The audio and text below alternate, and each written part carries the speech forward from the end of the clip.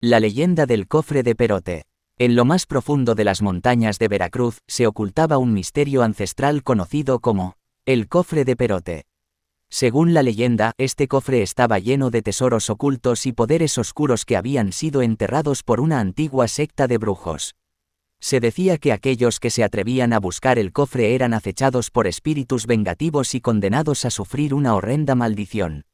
A pesar de las advertencias, un grupo de aventureros valientes decidió desafiar el peligro y emprender la búsqueda del legendario cofre.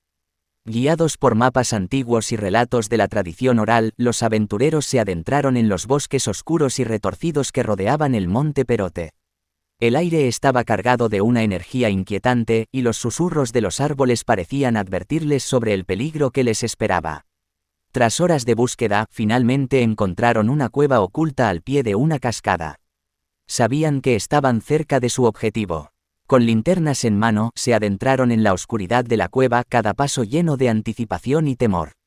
A medida que avanzaban, el aire se volvía más denso y opresivo. Oían susurros ininteligibles y sus corazones latían con fuerza en sus pechos. Llegaron a una gran sala iluminada por una tenue luz verde donde se encontraba el misterioso cofre.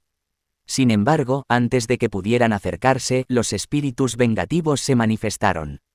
Eran figuras grotescas y desfiguradas con ojos vacíos y manos retorcidas. Los aventureros retrocedieron, pero estaban atrapados en la sala, rodeados por los espíritus que los acechaban.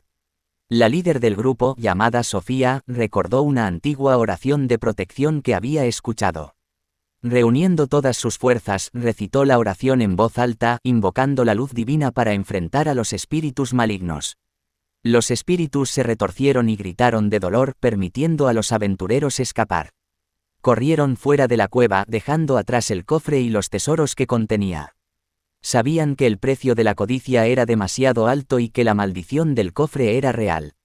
Agradecieron a Sofía por su valentía y sabiduría, pero ella sabía que los espíritus vengativos seguirían acechando en las sombras.